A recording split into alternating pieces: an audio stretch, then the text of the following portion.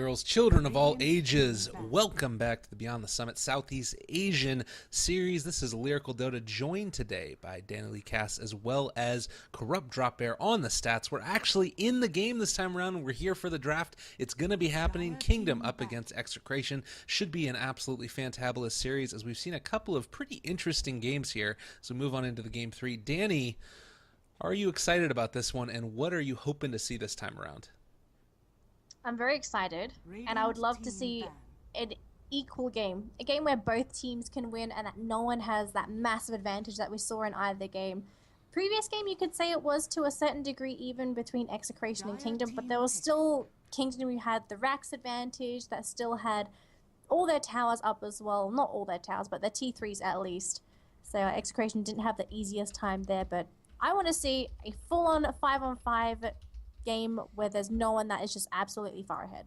Full stop. Absolutely. That would be the way to really make this happen. And this is the first round in these playoffs. These teams do end up getting knocked out if they end up losing these games. And I think it wouldn't be that big of a stretch of the imagination to say that if Kingdom end up taking this one, it's a pretty big upset. Not a huge one, but at least relatively, considering just how well we've been seeing Execration do over the past weeks. And so Winter Wyvern is going to be the first pickup after we end up banning out the Doom, Slardar, Night Stalker, and the Queen of Pain. I did feel like Slardar was really a strong presence in the last game. That minus armor is just so potent in terms of making every other hero in the game do a lot of damage. And Tusk and Gyrocopter is always a potent combo as well. I like this little combo here from Execration. I think it was also because it was the Slardar and the Shadow Fiend as well, so you had minus armor packed on top of minus armor. But this time, no Slardar. They can still go back for a Shadow Fiend if they really want to, but he's not as strong without that Slardar. But he is still a very, very good hero if you do want to go in that direction. Gyrocopter is going to be picked up by Execration as well as the Tusk, so they go back, well, they go back for the Gyro. I think both teams have played with Gyro in this series, right? Yeah, I think so as well. And Tusk last game was really the MVP for me. He was just so consistently able to make the huge plays that turn the game back around. And I would love to see BYB pick up that hero again, because I just felt like he made it a really great play. As for next one here for Kingdom, I wouldn't mind them going back for the Shadow Fiend. I felt like it worked pretty well for them, but they could also go for something like the Dazzle again. This has been a hero that's proven to really be a game changer throughout the whole course of this series. It's interesting that we haven't seen a Queen of Pain, and they do end up going for that Shadow Fiend. I think that's a pretty good play there. I think Dazzle would have been a little bit too defensive for Kingdom. Having two very defensive supports and not too much aggressive potential, I think it would have hurt them. So, yeah, Shadow Fiend, I'm on board with this pick. There's nothing wrong with the hero. And it also synergizes with the Wyvern. You can also use the Winter's Curse as a setup for a really nice Requiem. Yeah, absolutely. It's going to need to be timed really effectively, because you do need that damage to be dealt to all of the heroes, not just the one guy who's Winter's Curse. And if you end up timing it a little bit off, then you're going to end up getting the 70% damage reduction. But it's kind of a bit like how you have the Yule setup combo for the Shadow Fiend. It's sort of all or nothing, but maybe a little bit more towards the side of being able to have shades of gray, as you do end up being able to at least kill off that one hero with it. So always a nice little combo there. Wind Ranger is also going to be taken out this game. No Darkseer will be making an appearance. Several of the other big heroes that are still in the pool, if we did end up seeing them, Bounty Hunter, I was about to say. Also, Lena has kind of made her presence felt on occasion. Is there anybody else that's sort of conspicuously not here in this draft so far for you? Not really, honestly, no. But lots of emphasis on the Shadow Fiend pick here, it seems, for Kingdom. They want to make sure that Shadow Fiend wins that mid lane. And I think the one you mentioned, Lena, might be a hero for Execration to consider when it comes to picking up a strong mid lane. Are there any other options outside of Lena, or the typical mid heroes we normally see? Well, we haven't seen much at all this series, or in the recent past, the TA, which is something that's kind of surprising me. I don't think that Execution would want to run it. Winter Wyvern just counters that hero too hard, in terms of being able to turn her damage onto her opponents or onto her team, or simultaneously being able to, just negate all of the minus armor that you end up getting out of her with the Cold Embrace. So regardless, I do think that hero could be decent, but probably not the one. In lane, I think it's pretty good against Shadow Fiend, but late game, it's countered by the support, which just can't happen. They end up going for the Undying after banning out the Juggernaut. So this is another hero that is going to just sort of synergize with this what looks to be an early game pressure that we're seeing at Execration. And after that last game, I'm wondering if they're a little bit antsy here. It seems like their lineup is built around trying to fight early and often, and maybe feeling like they don't want to wait around for another late game sort of slugfest. Well, if it's a if that's the strategy that they want to go for, then I honestly don't really see too much of an issue with it because we've seen Execration. If they can get the ball rolling, they can keep the ball rolling. So if you want to try and go for this early sort of aggressive style of play, then that means that they need to put pressure on Kingdom. Shadow Fiend is not actually that great when it comes to early game pressure. If the Shadow Fiend falls behind in lane or if he gets killed a couple of times in those early team fights, it can really set the hero back, delay the mechanism or the Sanjanyasha or whatever the Shadow Fiend wants to go for, and you can really hinder what a Shadow Fiend can do just because you slowed down his progression in the game. And maybe that's what Execration is aiming for, going for super early game team fight, put loads of pressure onto Kingdom, and maybe force them into a position where they need to play defensively and also skittish because they don't want to be caught out. Well, definitely. And the other thing you always have to think about here with this is that Shadow Fiend, particularly when we've seen in this region, they've ended up going for mechanisms the majority of the time. And what that ends up meaning is we do see the Ancient Apparition ban. We'll talk about that in a second. If the rest of your team ends up getting killed off in their respective lanes also due to some early aggression from a Tusk Undying, potentially in the off lane, you are going to run into problems there with being able to sort of have any type of supplemental damage. Like, the Shadow Fiend on his own, if he gets up the mechanism, he relies upon the damage of the rest of his team. And banning out the Juggernaut, I think, is a wise decision. Probably are going to also not really have another great hero. Maybe we end up seeing a PL here out of Kingdom, but I'm really concerned about their ability to deal with the early aggressions we've talked about a couple times. They do take the TA. Very interesting. I'm surprised by that. Well, they want the snowball. So TA, it was a suggestion that was quite good by you, actually. And even though Wyvern does counter out Templar Assassin quite well, you also have to keep in mind it's technically setting up that hero for the rest of Execration to just completely roll all over that hero that's being healed up. So there's good and bad. It's the pros and cons of having the Wyvern Cold Embrace, where it can save your ally, but then again it could also turn them into a sitting duck. So it might not save them, it might end up ending their life. Kingdom goes back for the Batrider. Now, this is peculiar because you don't normally pick up a Batrider unless you want to pick heroes off and that you want to fight as well. Whereas for Execration, they want to group up. So Batrider could be a hero that might ruin their plans or at least make it more difficult to execute, but it won't really change too much of the game plan for Execration if they can start it off the way they want it to. The big thing that I see as a problem here maybe is Batrider can apply a lot of pressure to the off lane, and with the Tusk Undying, you're expecting them to go up top.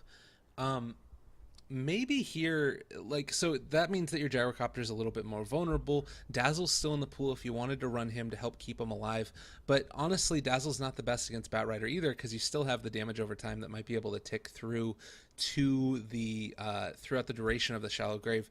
So I'm almost wondering now if you want to switch up the lanes potentially a little bit and run a Gyrocopter Undying Tusk like aggro tri-lane up top there, and then keep somebody in the safe lane who's going to be able to solo against the Batrider. I don't think that they have to, but I'm wondering if that's the route they're going to end up going. Instead, actually, they're just going to switch it on up. They're going to go for the Bane. This is probably the safer option. You keep somebody there who's going to help keep the Gyrocopter alive, and this actually is a decent answer to the Batrider as well, because if he goes forward onto the Firefly, now you can just Nightmare him and then walk away on the Gyrocopter. So I like that response a lot better. The only thing that I could see as a potential problem is if Bane sits mid too long and trades hit with Shadow Fiend and whoever else is there in the mid lane, probably the Winter Wyvern, then you're going to end up leaving your Gyrocopter vulnerable. I think so as well. But also with the Bane pickup, you look at Kingdom, there's not many disables, so the Bane's going to be able to get some really nice Fiend scripts as well during this game. So it could be a problem for Kingdom. Last pick, Clinks. Ooh, I like this as a last pickup for the last series. But what does Clinks bring to the table? Well, in my eyes, it's going to be just like craziness. That's basically what he brings to the table, and that's what we've seen Kingdom really sort of excel in throughout the whole course of this series, is when the games get nuts, when the games start to turn into sort of the devolution of pub smashes and everything, then you all of a sudden lose all concept of what's going on in the game, and you're kind of able to take back over from a new meta, which is just a absolutely crazy start. And I think that he roams on into the enemy jungle. He finds out the gyrocopters. He's trying to take stacks, maybe even if he's trying to take out ancients. And all of a sudden, you can't be alone in the jungle there. I expect to probably see an early soul ring out of this Clinks, and then he can start moving around after he ends up picking on up, you know, one of the large creeps or something. But regardless, this is a very, very aggressive draft out of Kingdom, and is not exactly what I was expecting to see. Honestly, I don't know if we end up seeing Shadow Fiend go for a mech this game. They might end up instead trying to... Well, they probably will. It's more pick-off oriented, though, than group up and fight. But I think they still need the mechanism. Yeah. If they try and go for some sort of push, and even though Execration heroes might be dead, they might still need that extra sustain, because Execration still has some decent counter push. So I think the mech is still going to be an asset, but it's up to Kingdom. Do they feel like they need the mechanism, or can they actually survive without it enough that they can start walking all over Execration? The Clinks pick up. So you mentioned all of your ideas about that Clinks. I think the major thing with me is that Clinks is a decent hero, but you've also picked him into a Templar Assassin, and TA actually does pretty well up against the Clinks because he does mostly single target damage. It's not damage over time. So Shanks is going to have no issues when it comes to dealing with the right clicks coming in from Clinks. When he attacks quicker, though, that's where the issue happens, and Clinks even gets the bounty rune. Oh god, massive win for Kingdom getting both of those runes. Yeah, really nicely done there. One thing that we did end up seeing was at the end of the movement over here, the Winter Wyvern picks off the rune, which gives him a little bit of extra golden experience. But I almost would have rather seen Shadow Fiend pick that up to start him off with 1 soul. It's, you know, somewhat significant at least for being able to make that happen. And we do see a Chilling Touch. This is not what I was expecting. The Ancient Apparition is going to be the one that's in the mid lane helping out for at least a little while as Winter Wyvern heads up top to face off against the Tusk Undying combo. And this is what I was talking about now. You end up with a Bat Rider against the Gyrocopter and leaving, at least for the time being, the Bane alone down here to deal with him, which I think is probably going to be enough. So I really like the way that Execration have ended up moving their lanes. I think it's dangerous to leave the Gyrocopter alone against the Bat Rider, even at the early levels, and TA should be okay here as long as she doesn't end up sort of getting a little bit too frisky with the Ancient Apparition.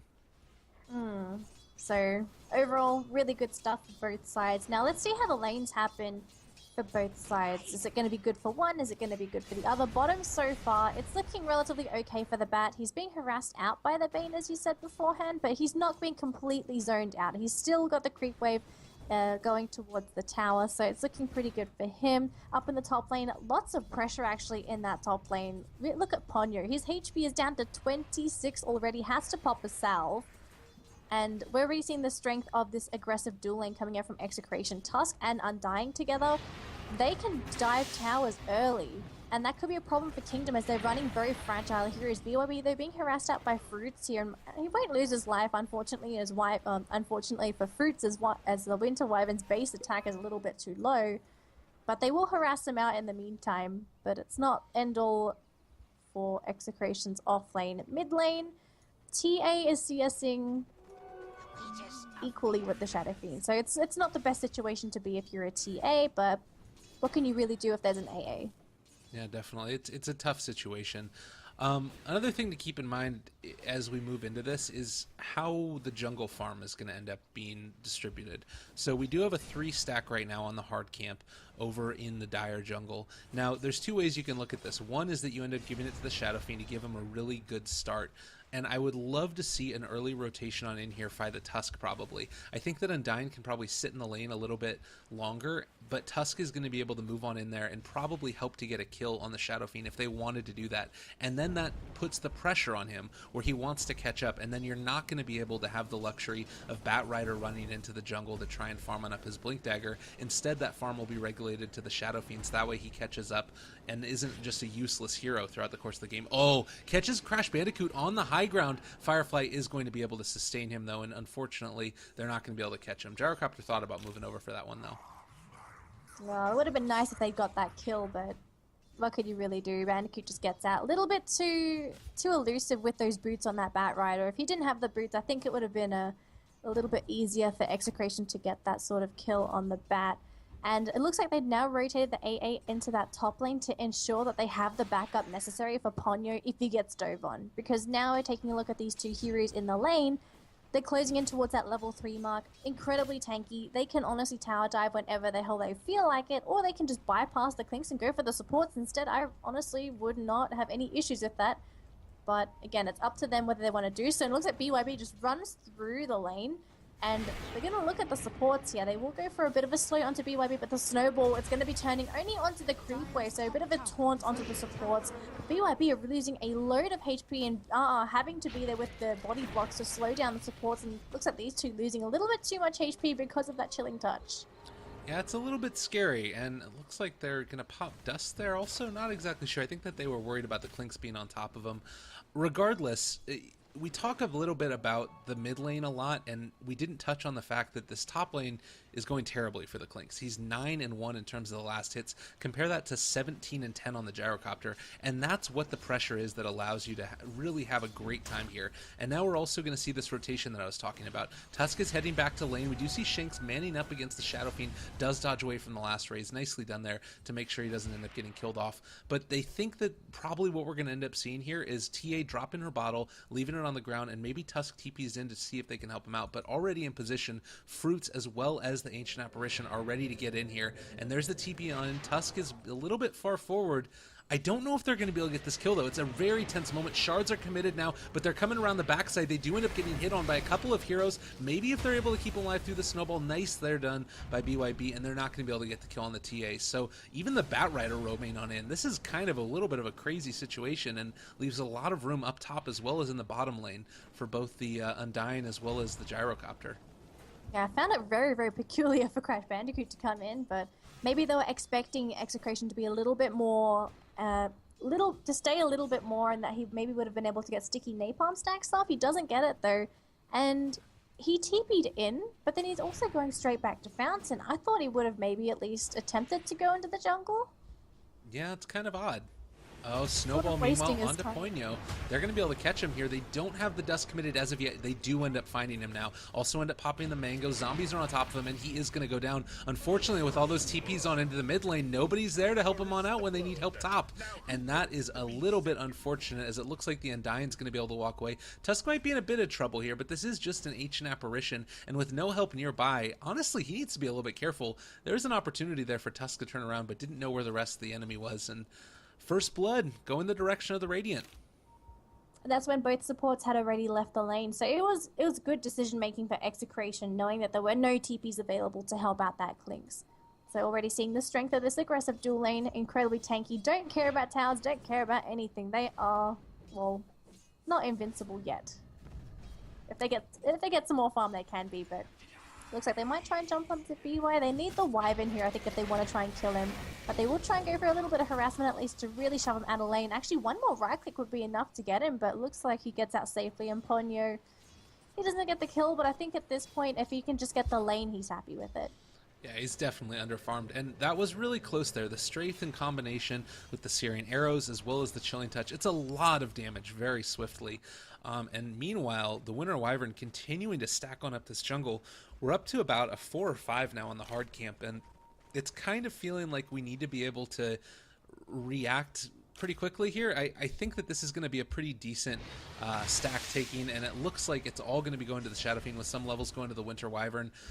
So this is going to delay out the Batrider's Blink Dagger a little bit. He's at 1,000 currently gold, and really wants to be able to get that to remain relevant in this game, but it's all going to be going the way of the Shadow Fiend.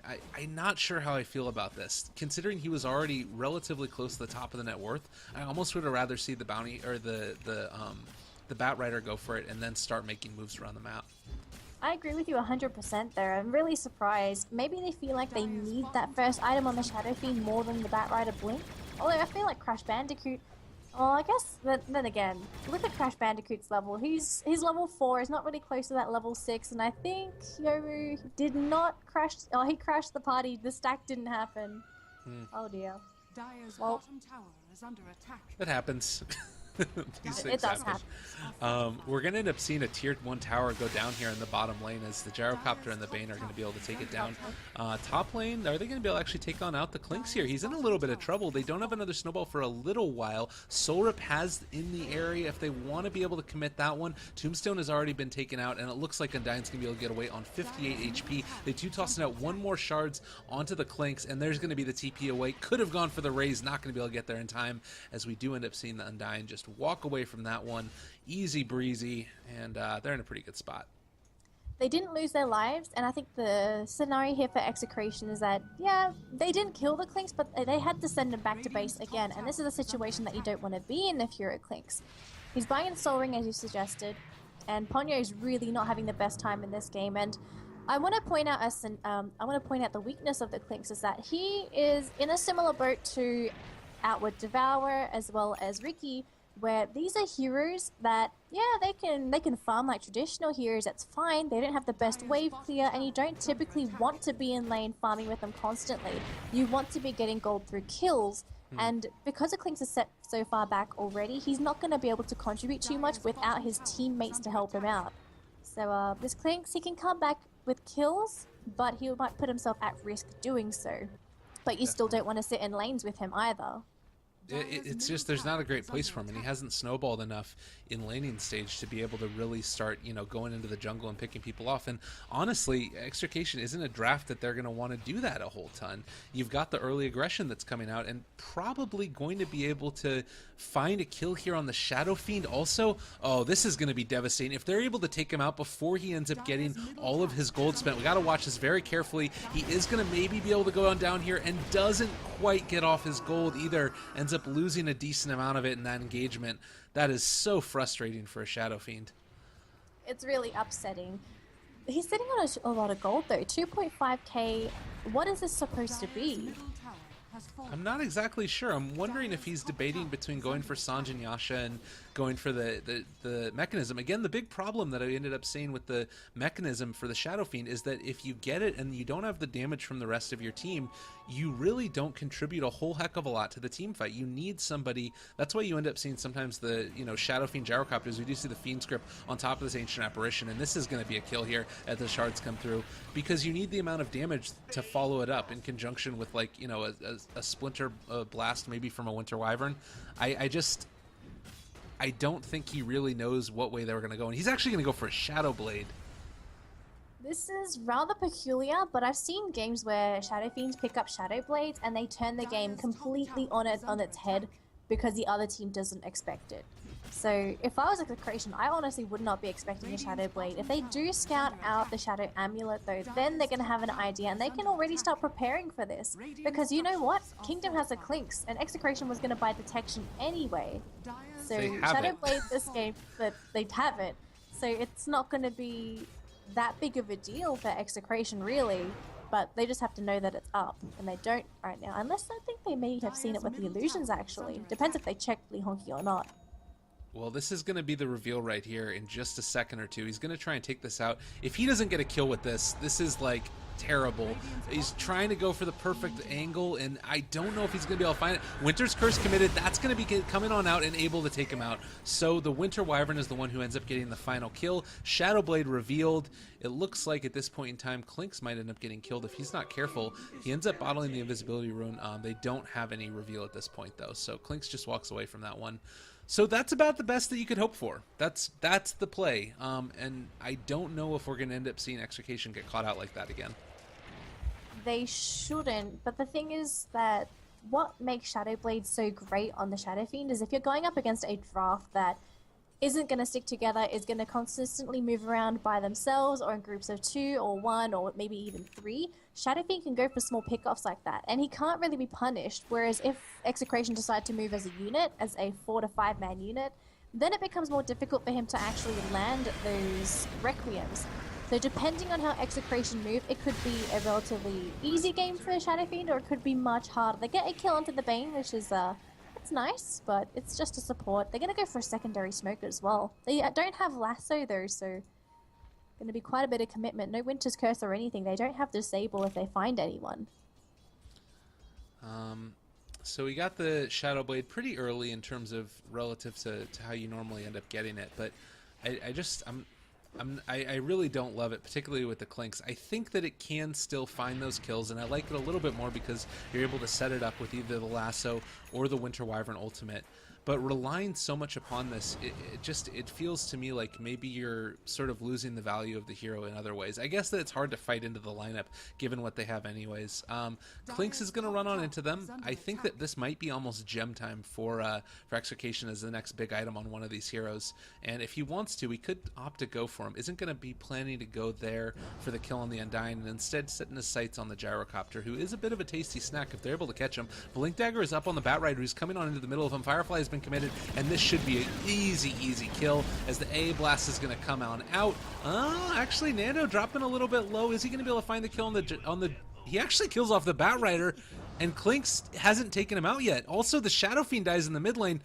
How did that happen? Oh my goodness. So Execration do not lose the bat. Sorry, they don't lose the Gyrocopter. They get a Bat Rider kill, and in the mid lane they get the Shadow Fiend kill. Execration, what are they doing? What are they doing? They even get an AA in his own base. What the hell is happening? They're even going to go for fruits as well. They're going to go for Winter's Curse onto Shanks there, but TA has refraction charges. It's going to protect him from his own allies, and he even gets the kill anyway. Oh, okay, this is not the game for Kingdom, it seems. Alright, and Ponyo here is going to be in the middle of everything. If he tries to turn onto this Tusk, he's going to still be able to get out of there. And now they know he's in the area. If they wanted to, they could chase after him. But just a series of somewhat strange engagements. Shadow Fiend isn't going to be able to keep up with this TA at this point, and she's getting closer and closer to a Deso after going for that Yasha. Oh, man, this is a very strange set of initiations. 7,500 currently net worth onto Execration in the lead, 4,000 experience, and meanwhile we have the Bane behind enemy lines. He's a little bit caught out here if they end up finding him. Man, so we're 15 minutes into the game. Ponyo has showed himself a couple of times trying to go for kills. They will lasso Nando, and this should be a kill under the gyro unless he has a miraculous escape again. But yeah, he goes down nicely. Kill goes to Ponyo. And I think this is going to be a major pickup here for the Clinks because he needs gold. And unfortunately for him, we've seen, how many times have we seen him miss kills? I think we've missed 3 kills just because he didn't have enough damage. Yeah, and so for Ponyo, it just feels like, no problem. It just feels like I mean, right now he's got a soul ring and he's building into a medallion.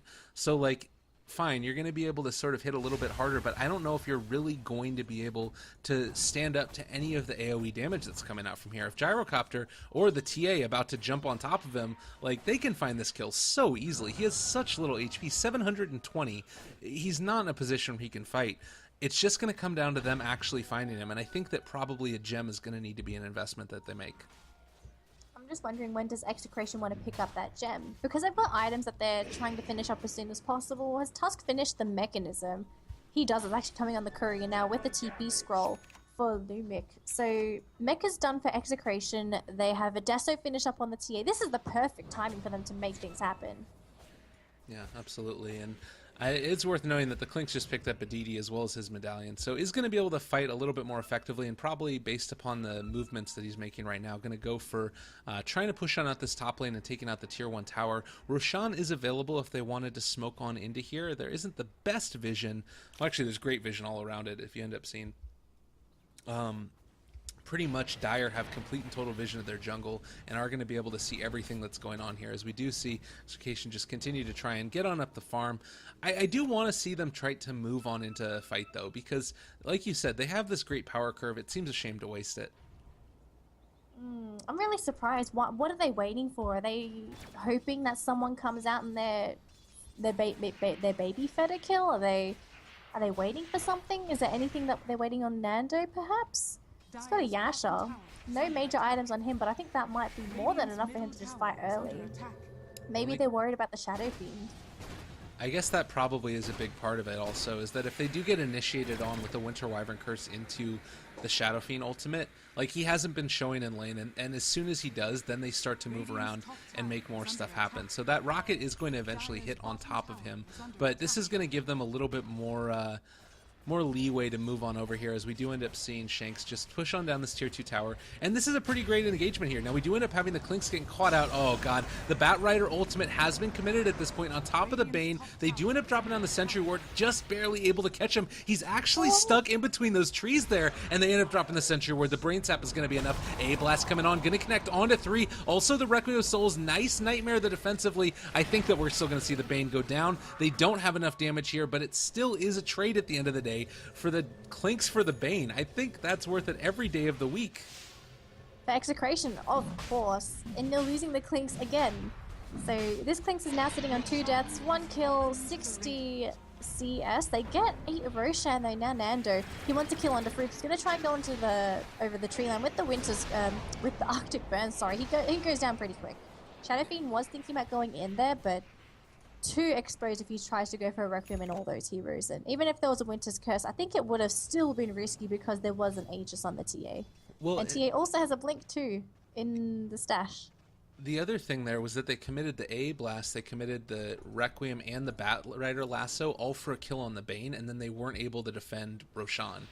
Like, that team fight, you lose also the Clinks on top of just being able to get a support off of those 3 ultis. You needed so much more out of that fight, and unfortunately now with none of those big abilities up, how do they defend high ground? Like, they've got the Aegis up on all these heroes. They're going to be able to clear out the creep wave relatively quickly, and with the glyph there, it's going to be staying alive, but I'm so concerned about their ability to really sustain it all here. Clinks is taking out the tier 1 tower top, but that just means that now for Execration, they know that nobody else is going to be home to be able to defend against this. Nice raise, and this is about the best thing that you could have for Kingdom, is they have the Great Wave clear.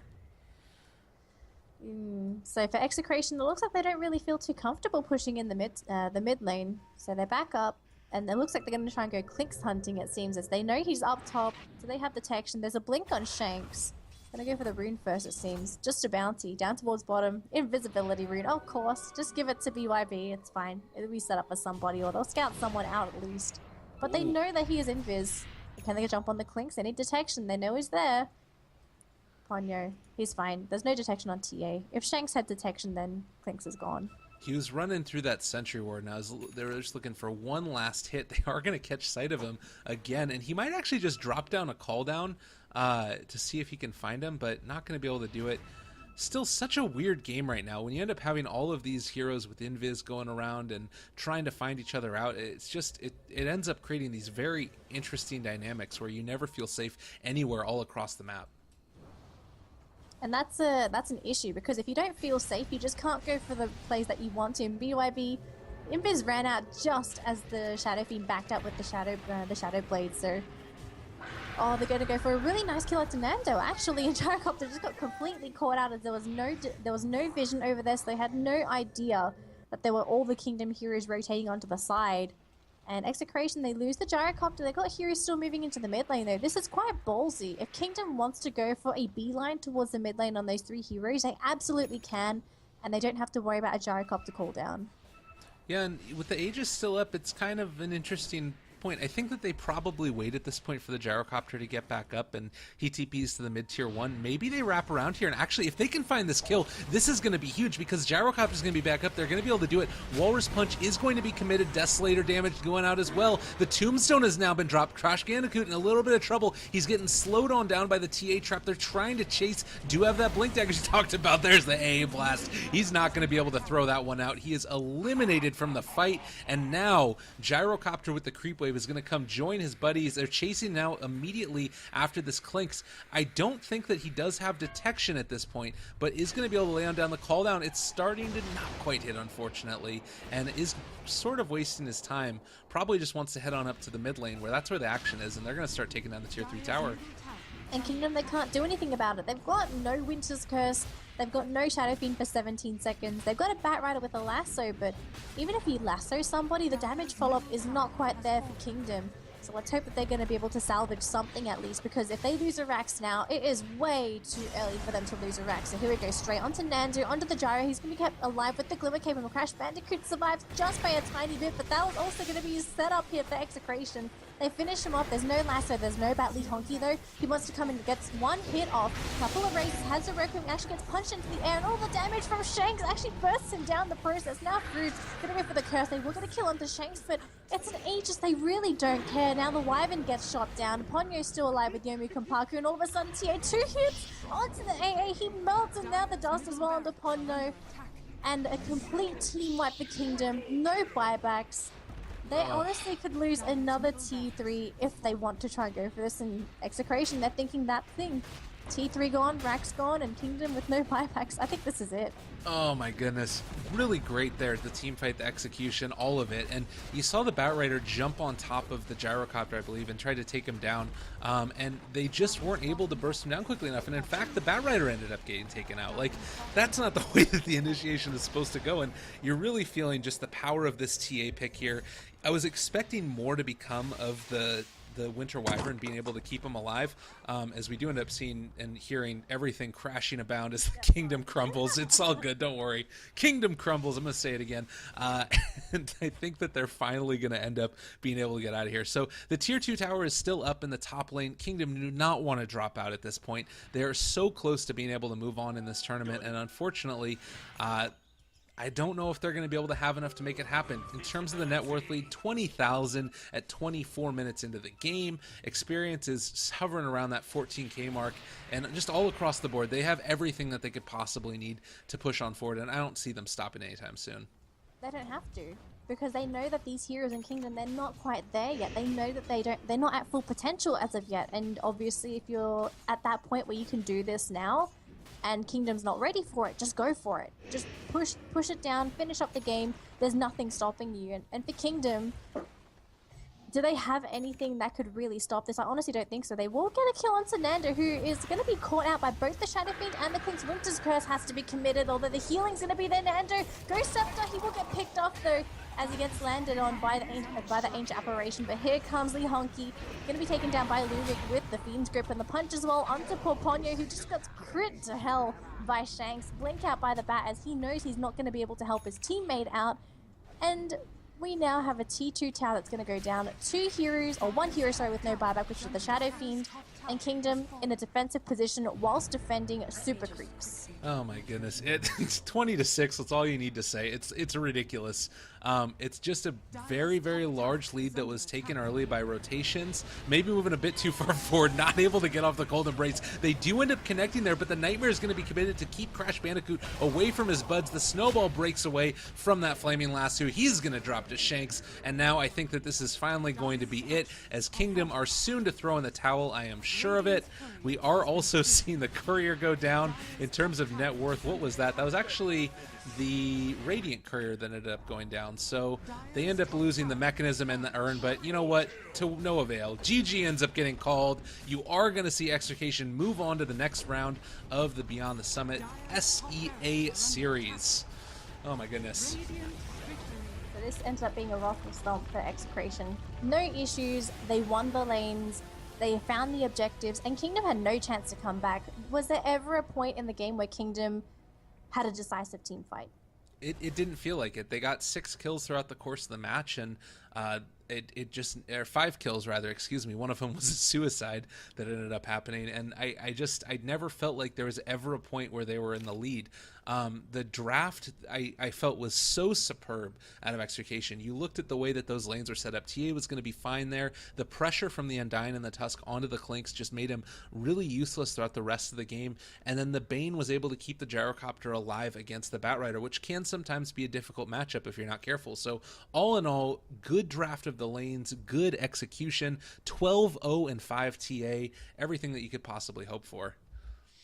So congratulations to Execration. So we're going to be seeing more of them. Kingdom, in the meantime, I think at this point they're going to practice a little bit more, and hopefully they can come back next tournament to see if they can make it through. I would like to see this team eventually make it through to one of the bigger tournaments. I think Kingdom, they have potential, but sometimes they're just going to polish up a couple of things, and I think they're good to go. Absolutely. Well, thank you guys again for watching. It was an absolute pleasure casting for you guys at Lyrical Dota, at Danny Lee Cast, at Corrupt Drop Bear on the stats. And that's going to do it for us. I do believe that there's going to be more Dota being played throughout the course of today. Not exactly sure where that's all going to be, but I'll let you guys know in chat if you want to check it on out. We're going to be back again tomorrow night, I do believe, at around the same time. We'll end up checking back in through there. But all the information will be on the Twitch page.